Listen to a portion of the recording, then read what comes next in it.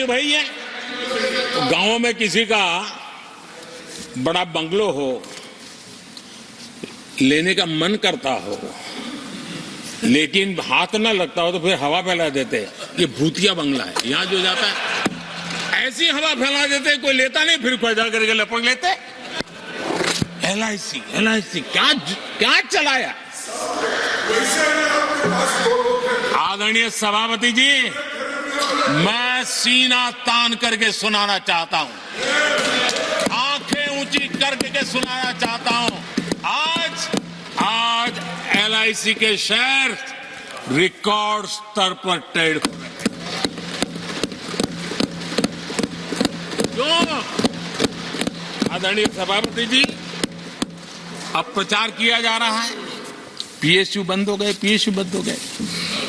अब उनको तो याद भी नहीं होगा क्या है, बस किसी ने पकड़ा दिया, बोलो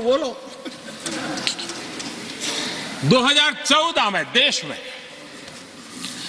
234 PSU थे, 234 2000 उनके UPA के 10 साल के कालखंड में। अब 14 में जब उन्होंने छोड़ा 234 आज 254 है। 234 थे, आज 254 है। अब भाई कोई कौन सा अरिथमेटिक वो जानते हैं, बेच दिए, अब बेचने के बाद 250 हो गया। क्या क्या कर रहे हो आप लोग। आदरणीय सभापति जी, आज अधिकतर PSU रिकॉर्ड रिटर्न दे रहे हैं और इन्वेस्टर्स का भरोसा PSUs की तरफ बढ़ रहा है। जो छोटा सा भी शेयर बाजार जानते हैं, इनको समझ आता है, नहीं समझता है तो किसी को पूछो। आप सभापति जी देखिए, BSE PSU इंडेक्स में बीते 1 वर्ष के दौरान लगभग 2 गुनी उछाल हुई है। आदरणीय सभापति जी, 10 साल पहले, यानी 2014 4 से 14 के बीच की बात करता हूं,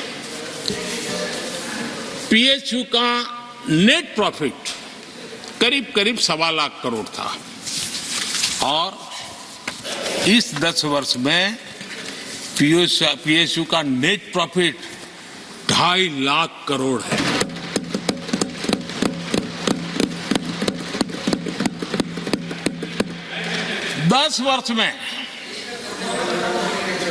हमारे 10 वर्ष में PSU की नेट वर्थ 9.5 लाख करोड़ से बढ़कर के 17 लाख करोड़ हो गई है।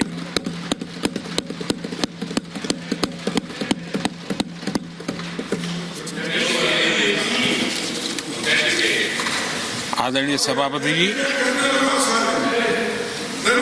इनका हाथ जहां भी लगता है ना, उसका डूबना तय हो जाता है और उससे यही दशा करके उन्होंने छोड़ी थी। हम मेहनत करके इतनी बाहर लाए, इतनी प्रतिष्ठा बढ़ी है। आपको खुशी होनी चाहिए, भ्रम मत फैलाइए, बाजार में हवा ऐसी न फैलाइए कि देश के सामान्य निवेशक के मन को उलझन में आ जाए। ऐसा काम आप नहीं कर सकते। आदरणीय सभापति जी, इन लोगों की मर्यादा इतनी है, अब इन्होंने अपने युवराज को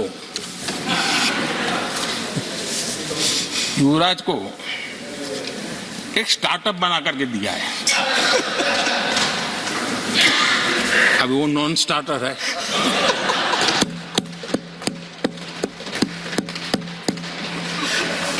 न तो लिफ्ट हो रहा है, न वो लॉन्च हो रहा है।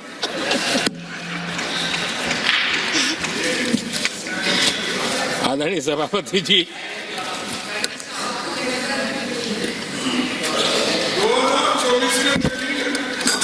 आप पिछली बार भी इतनी शांति से रहे हो तो कितना मजा आता।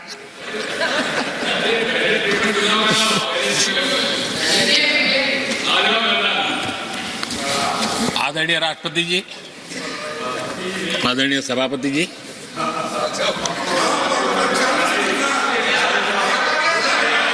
बधाई हो, बधाई हो, बधाई हो, सबको बधाई हो। आदरणीय सभापति जी, मेरा सौभाग्य रहा कि मुझे लंबे समय तक एक राज्य के मुख्यमंत्री के नाते देश की और जनता की सेवा करने का अवसर मिला, और इसलिए मैं रीजनल एस्पिरेशंस को बहुत भली भांति समझता हूं, क्योंकि मैं उस प्रोसेस से निकला हूं। जैसे हमारे यहाँ दिग्विजय जी, उनको भली भांति सहज समझ आता है भी एक राज्य के लिए क्या होता है। हम लोग उसी दुनिया से निकल करके आए हैं, तो हमें अनुभव है, पता है। शरद राव जी को है, तो ऐसे कुछ लोग हैं यहाँ जिनको ये सारी चीजों का पता है। देवगौड़ा साहब है, तो इन लोगों के इन सारी चीजों का पता है, तो हम इसका महात्मा समझते हैं। हमें कोई किताबों में नहीं पढ़ना पड़ता है, हम अनुभव कर करके आए हैं। और ये भी सच्चाई है साहब, 10 साल यूपीए की पूरी शक्ति गुजरात को क्या कुछ न करने में लगी हुई थी, आप कल्पना नहीं कर सकते। लेकिन मैं आंसू नहीं बहाता, मैं रोने की मेरी आदत नहीं है जी। लेकिन तब भी उतने संकटों के बावजूद भी, उतने जुल्म के बाद भी, हर प्रकार की मुसीबतों को झेलते हुए भी, मेरी तो मुसीबत ऐसी थी कि यहाँ किसी मिनिस्टर से मुझे अपॉइंटमेंट नहीं मिलती थी। वो कहते थे भाई आप जानते हो मेरी तो दोस्ती है, मैं फोन पे बात कर लूंगा, लेकिन कहीं फोटो वोटो निकल गए, ये डर रहता था। यहाँ मंत्रियों का डर ऐसा था। अब खैर उनकी मुसीबतें मैं समझ सकता हूं। मेरे यहाँ एक बार बहुत प्राकृतिक आपदा आई, मैंने उस समय प्रधानमंत्री जी को बड़ा रिक्वेस्ट किया कि आप आइए, एक बार जरा देख लीजिए। उनका कार्यक्रम बना, फिर साहब एक एडवाइजरी कमेटी बनी थी ना, शायद वहां से हुक्म आया, तो कोई हेलीकॉप्टर से हवाई निरीक्षण करे वो तो मैं समझ सकता हूं। साहब वो कार्यक्रम बदल करके साउथ में किस राज्य में गए तो मुझे याद नहीं रहा आज, और बोले हम हवाई जहाज से ऊपर से देख लेंगे, हम गुजरात में नहीं आएंगे। मैं सूरत पहुंचा हुआ था, वो आने वाले थे, मैं जानता हूं आखिर में क्या हुआ होगा। तो आप कल्पना कर सकते हैं साहब, प्राकृतिक आपदा में भी मैंने ऐसी मुसीबतों को झेला है, लेकिन उसके बावजूद भी उस समय भी मेरा मंत्र था, आज भी मेरा मंत्र है कि देश के विकास के लिए राज्य का विकास, भारत के विकास के लिए गुजरात का विकास, और हम सबको इसी रास्ते पर चलना चाहिए। हम राज्यों का विकास से ही राष्ट्र का विकास कर पाएंगे। इस पे कोई विवाद नहीं हो सकता है, कोई विवाद नहीं हो सकता है। और मैं आपको विश्वास देता हूं सभापति जी, राज्य अगर एक कदम चलता है तो 2 कदम चलने की ताकत देने के लिए